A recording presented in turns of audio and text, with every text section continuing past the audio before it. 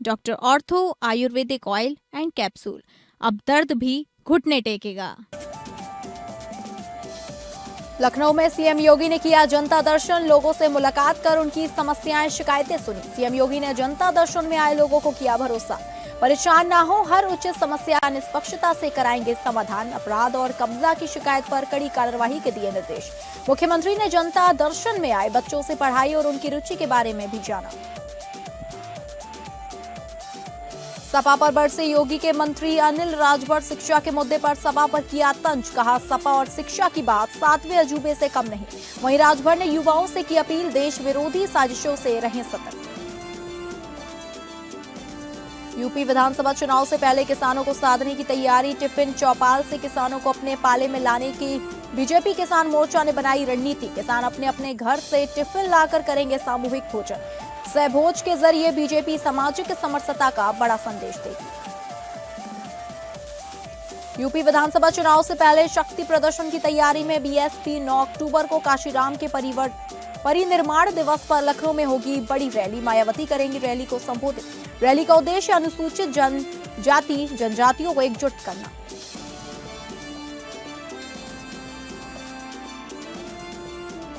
नमस्कार, आप सभी का बहुत स्वागत है उत्तर प्रदेश बुलेटिन में। मैं हूं आपके साथ अंकिता सिंह। शुरुआत करेंगे बुलेटिन की। लखनऊ में मुख्यमंत्री योगी आदित्यनाथ ने सोमवार सुबह जनता दर्शन किया। मुख्यमंत्री योगी ने जनता दर्शन में लोगों से मुलाकात कर उनकी समस्याएं शिकायतें सुनी। उन्होंने भरोसा दिलाया कि परेशान ना हो, उनकी सबकी उचित समस्या पर प्रभावी कार्यवाही कराई जाएगी। मुख्यमंत्री ने मौजूद अधिकारियों को निर्देशित किया कि यहाँ आई शिकायतों का निस्तारण और समस्याओं का समाधान शीघ्रता से कराया जाए।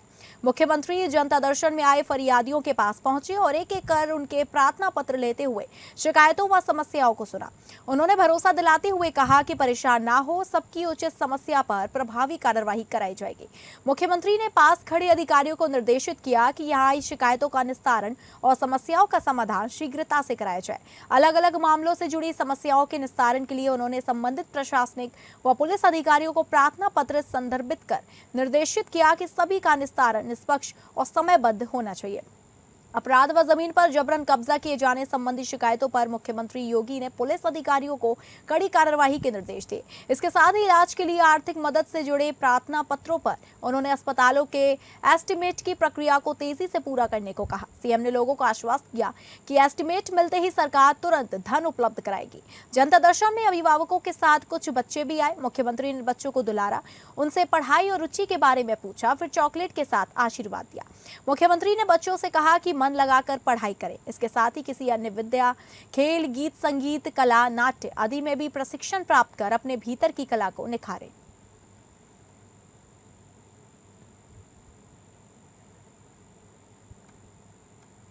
उत्तर प्रदेश के साथ साथ देश की राजनीति में लगभग हाशिए पर जा चुकी बसपा को एक बार फिर सक्रिय करने की पार्टी में सुगबुगाहट सुनाई दे रही है। बसपा के संस्थापक काशीराम के परिनिर्माण दिवस 9 अक्टूबर को इस सक्रियता को जमीन पर लॉन्च करने की योजना है। बसपा सुप्रीमो मायावती काशीराम के परिनिर्माण दिवस पर लखनऊ में एक बड़ी रैली करने सक्रिय राजनीति में वापसी का संदेश देंगे। इस रैली का उद्देश्य अनुसूचित जनजातियों को एकजुट करना और सर्व समाज के समर्थकों को आकर्षित करना है। मायावती ने इस रैली के माध्यम से पार्टी की ताकत दिखाना चाहते हैं। लंबे समय बाद बसपा सुप्रीमो मायावती बड़ा सार्वजनिक मंच सजाकर सियासत में अपनी सक्रिय वापसी का संदेश देने की कोशिश करेंगी। प्रदेश भर से बड़ी संख्या में समर्थकों की भीड़ जुट इनके सहारे पुराने अंदाज में मिशन 2027 का बिगुल बजाने की तैयारी है। प्रदेश में लगभग 22% आबादी वाले इस वर्ग को सभी दल यह संदेश देकर अपने पाले में खींचने का प्रयास कर रहे हैं कि बसपा का अस्तित्व अब समाप्त हो चुका है। इधर कई पुराने नेता पार्टी से चले गए या निकाल दिए गए। अब मायावती इस रैली में भीड़ जुटाकर ताकत दिखाना चाहती हैं। बहुजन समाज पार्टी के पास उत्तर प्रदेश में तकरीबन 18 से 20% तक का वोट इसके पूर्व में रहा है। कमजोरी कहां पे रहेगी? बाद में संगठन के स्तर पे कमजोरी रहेगी। अब 2027 का चुनाव आ रहा है। अगर बहन मायावती सांगठनिक तरीके से अपने को मजबूत करती हैं, संगठन को मजबूत करती हैं, जमीन पर काम करती हैं, तो निश्चित तौर पर उत्तर प्रदेश में सत्ताधारी दल को एक बड़ी चुनौती पेश कर सकती हैं।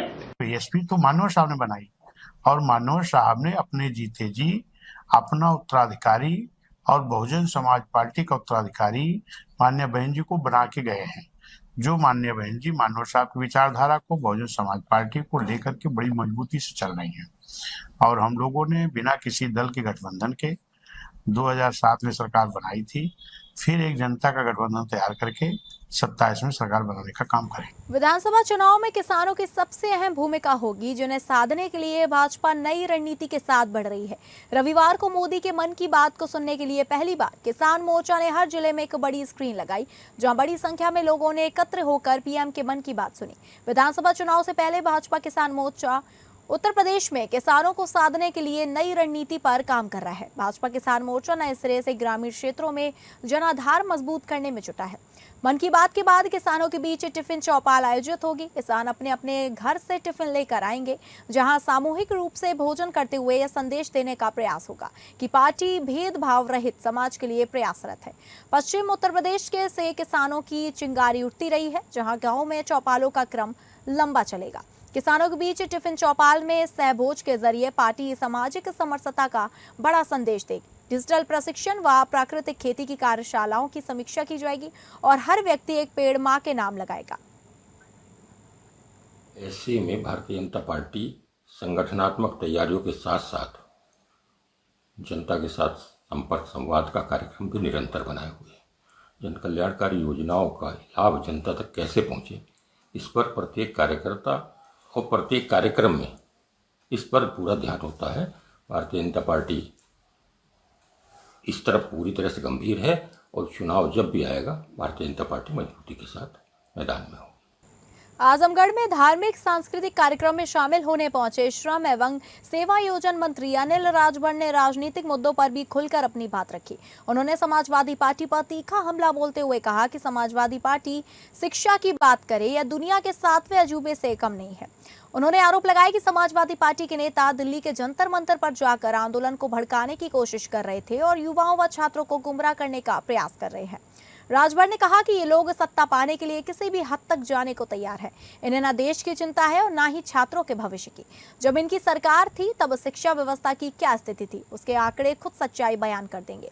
श्रम मंत्री ने विपक्ष पर निशाना साधते हुए कहा कि संसद का सत्र चल रहा है, लेकिन विपक्ष संसद में चर्चा करने के बजाय सड़क पर राजनीति करना चाहता है। उन्होंने कहा ये लोग सदन की बात सड़क पर और सड़क की बात सदन में करना चाहते हैं। अगर लोकतंत्र में विश्वास है तो संसद से बड़ा कोई मंच नहीं हो सकता। संसद से भागकर सड़क पर राजनीति करना विपक्ष की मंशा को साफ करता है।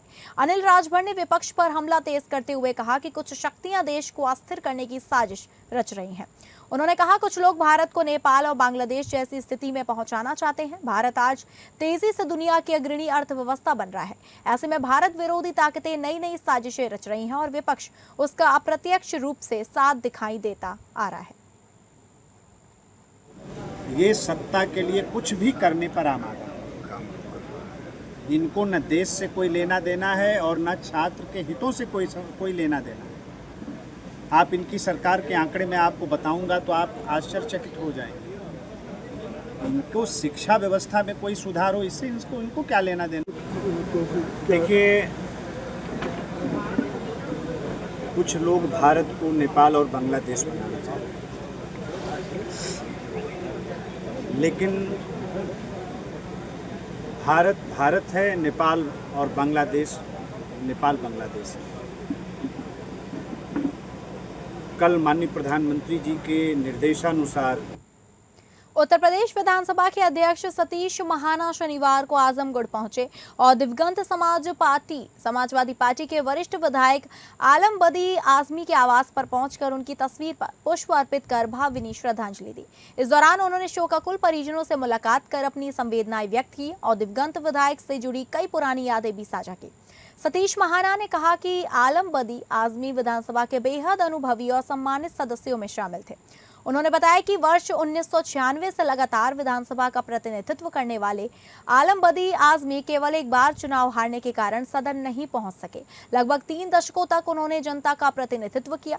उन्होंने कहा आलम बदी आजमी अपने समय के शिक्षित और गंभीर जनप्रतिनिधियों में गिने जाते थे तथा सदन में उनका व्यवहार हमेशा सकारात्मक और मर्यादित रहा। विधानसभा अध्यक्ष ने कहा कि आलम बदी आजमी कभी किसी विवाद का हिस्सा नहीं रहे। उन्होंने कहा कि लोकतंत्र की मजबूती के लिए विधायिका की गरिमा और उसकी मर्यादा का सम्मान करना हर जनप्रतिनिधि और नागरिक का दायित्व है। मोदी साहब पिछले 30 वर्ष से विधानसभा के सदस्य थे। 1996 में पहली बार चुनाव कराए थे। अब 2026 चल रहा है। बीच में एक इलेक्शन वो नहीं आए थे, 5 इलेक्शन वो लगातार जीते। वो अपने जमाने के एजुकेटेड, उन्होंने इंजीनियरिंग करी थी डिप्लोमा से। मैंने जब अध्यक्ष बना और मैंने प्रोफेशन वाइज मैंने ग्रुप्स बनाए, तो जब मैंने इंजीनियर्स की ग्रुप बनाया तो उसमें मैंने आलम बदी साहब का नाम देखा और मैंने उनसे रिक्वेस्ट करी कि आप जरूर आना। तो उन्होंने मुझे एक बात की, उन्होंने कहा स्पीकर साहब मैं भूल गया था कि मैंने इंजीनियरिंग करी, आपने मुझे याद दिला दिया कि मैं इंजीनियर भी हूं। तो ये एक बहुत बड़ा एक मेरे प्रति उनका पॉजिटिव सम्मान था कि मेरे प्रति उन्होंने इस प्रकार की बात, बहुत विनम्र और बहुत अपनी बात बहुत अच्छी तरीके से कहते थे। किसी कंट्रोवर्सी में नहीं थे, सिर्फ जिस प्रकार से होता है ना, ये पुराने कहा जाता है कि पढ़े लिखे लोग। शंकराचार्य स्वामी अभिमुक्तेश्वरानंद सरस्वती ने एक बार फिर योगी सरकार पर बड़ा हमला बोला है। जगत गुरु शंकराचार्य ने महाराज द्वारा स्थापित गौ संसद ने उत्तर प्रदेश सरकार के करोड़ों रुपए के गौ सेवा विज्ञापनों को तथ्यहीन और छलावा करार दिया। सरकार पर निजी गौशाला और गीर गाय की फोटो इस्तेमाल करने, फर्जी आंकड़ों, कागजी योजनाओं और नस्ल बिगाड़ने का आरोप लगाया। वहीं देवेंद्र पांडे गोपजी ने घोषणा की कि यूपी की सभी 403 विधानसभाओं की सरकारी गौशालाओं का वीडियो बनाकर सच जनता के सामने लाया जाएगा। शंकराचार्य ने हाल ही में 14,000 किमी की गविष्ठी यात्रा पूरी की, जिसमें 403 विधानसभाओं और 18 लाख लोगों से सीधा संवाद हुआ। ये देश की तरुणाई की जीत है, हमारे बच्चों के पराक्रम की जीत है और हमारे सुप्रीम कोर्ट के जो चीफ जस्टिस हैं उनकी दूरदर्शिता है। अगर उन्होंने बच्चों को, नौजवानों को काकरोच ना कहा होता तो ये काकरोच जनता पार्टी ना बनती, ये पार्टी ना बनती तो ये आवाज़ उठाने के लिए एक संगठन ना खड़ा होता, ये ना हुआ होता तो धरना प्रदर्शन ना होता, ना आज धर्मेंद्र प्रधान का इस्तीफा होता। कितने दूरदर्शी हैं हमारे चीफ जस्टिस कि उन्होंने देखा कि हमारे ऊपर तो सरकार का दबाव रहता है, हम सीधे तो कुछ कर नहीं सकते, तो उन्होंने ऐसा तरीका बनाया कि यूँ घूम करके बात वहीं आ गई। गुगली जिसको कहते हैं ना कि ऐसे फेंको लगेगा कि इधर जा रहा है तो उधर चला जाता है, ऐसा बहुत सुंदर काम किया। बुद्धिमान, बहुत बड़े बुद्धिमान। ऐसा है कि सिस्टम सही होगा कि नहीं होगा, लेकिन कुछ तो जवाबदेही बनेगी, कुछ तो डर पैदा होगा। यहाँ तो चोर जो है वो सीनाजोरी कर रहा था। अगली खबर का रुख करेंगे, जहां अयोध्या में मुख्यमंत्री योगी आदित्यनाथ पर कथित अभद्र टिप्पणी का मामला तूल पकड़ता जा रहा है। सनातन रक्षक संघ के राष्ट्रीय अध्यक्ष मुकुंद माधव त्रिपाठी ने कड़ी आपत्ति जताई। संघ की ओर से ज्योतिर्मठ पीठ के शंकराचार्य स्वामी अभिमुक्तेश्वरानंद सरस्वती के खिलाफ विधिक नोटिस जारी किया गया है। 15 दिन के अंदर जवाब देने को कहा गया है। जवाब न मिलने पर कोर्ट में दायर होगा मानहानि का मुकदमा। नोटिस सनातन रक्षक संघ के विधि प्रकोष्ठ के जिलाध्यक्ष एवं वरिष्ठ अधिवक्ता अजय कुमार त्रिपाठी के माध्यम से भेजा गया है। विधिक नोटिस केवल शंकराचार्य ही नहीं बल्कि मामले से जुड़े कई अन्य व्यक्तियों को भी भेजा गया है। नोटिस में मुख्यमंत्री पर की गई कथित टिप्पणी को आपत्तिजनक और मर्यादा के विरुद्ध बताया गया। संघ ने संबंधित पक्षों से कथित टिप्पणी पर स्पष्टीकरण और आवश्यक कानूनी जवाब देने की मांग की है। वहीं संगठन का कहना है कि सार्वजनिक पद पर बैठे व्यक्ति के खिलाफ अमर्यादित भाषा स्वीकार नहीं है। जवाब संतोषजनक न मिलने पर आगे कानूनी कार्रवाई करने की चेतावनी दी गई है। इस प्रकरण के बाद अयोध्या के धार्मिक और राजनीतिक हलकों में चर्चा तेज हो गई है। प्रेस कॉन्फ्रेंस है कि कुछ दिन पहले समाजवादी पार्टी के एक प्रवक्ता हैं राजकुमार भाटी, उन्होंने ब्राह्मण समाज का अपमान किया, ब्राह्मणों को उन्होंने वेश्या से तुलना की।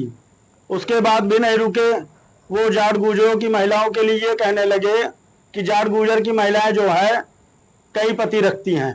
देखिए, फर्जी शंकराचार्य जो अपने को स्वयंभू शंकराचार्य कहता है, अब मुक्तेश्वरानंद मौलाना, जिसने परम पूज्य योगी आदित्यनाथ जी महाराज को अपने गौरविष्ट कार्यक्रम के दौरान कहा था कि योगी आदित्यनाथ मीट के सबसे बड़े व्यवसायी हैं।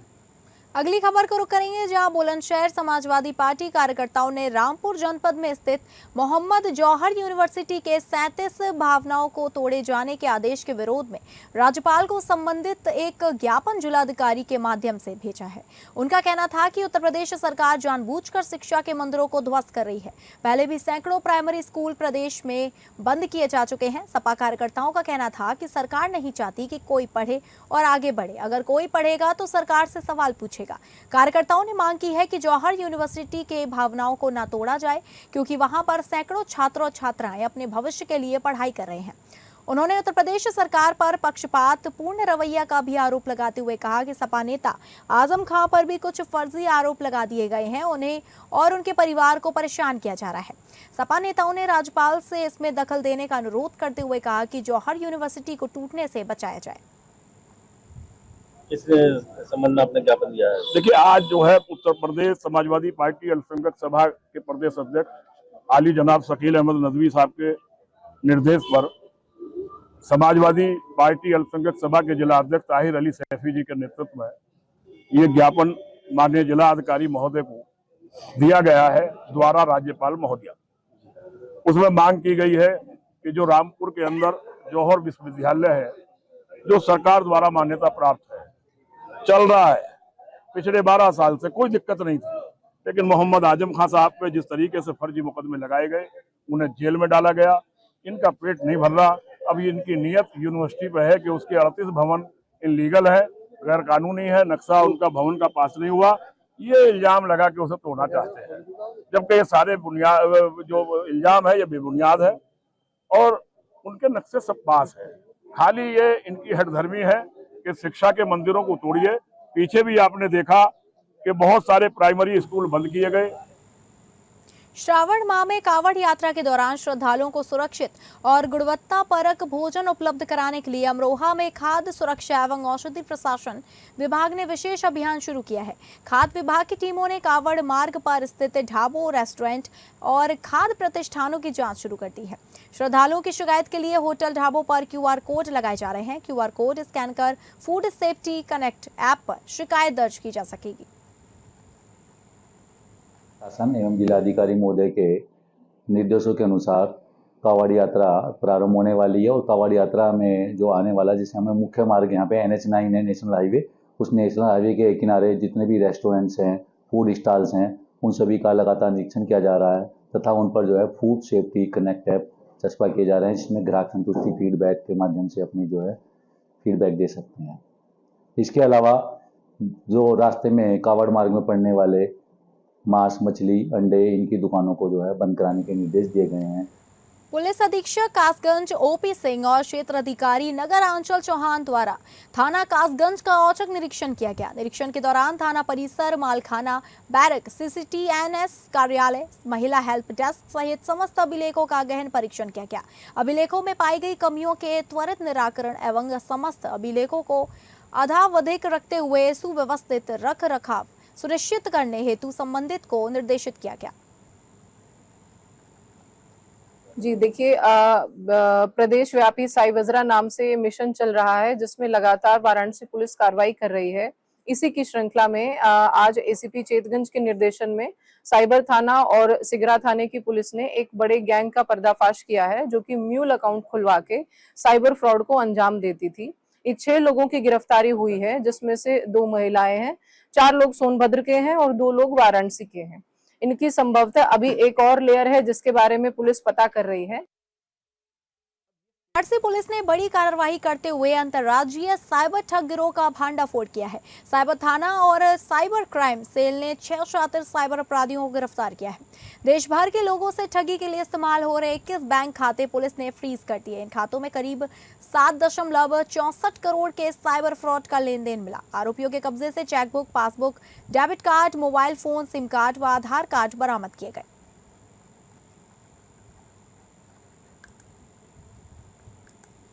जिसमें कि 6 लोगों की गिरफ्तारी हुई है। मैं इनका काम करने का तरीका, एक अपराध करने का तरीका आपको बता दे रही हूँ। इनमें से 2 लड़कियां हैं जो कि सोनभद्र की रहने वाली हैं, जो लोगों को फोन करती हैं, उनको प्रलोभन देती हैं कि आपका अकाउंट खुलवाया जाएगा, कभी वो बैंक की एम्प्लॉयज बन जाती हैं, कभी वो इन्वेस्टमेंट के नाम पे इस प्रकार से लोगों को प्रलोभन देके उनके आईडीज लेके आधार कार्ड, पैन कार्ड, अकाउंट खुलवाती हैं विभिन्न विभिन्न बैंकों में। उसके बाद उन्हीं के जो बाकी 4 संचालक है, जिसमें एक पोस्टमैन भी है, और इसी में एक आधार कार्ड के साथ छेड़छाड़ करके तो फिलहाल उत्तर प्रदेश बुलेटिन में बस इतना ही। जो नमस्कार। बैंक के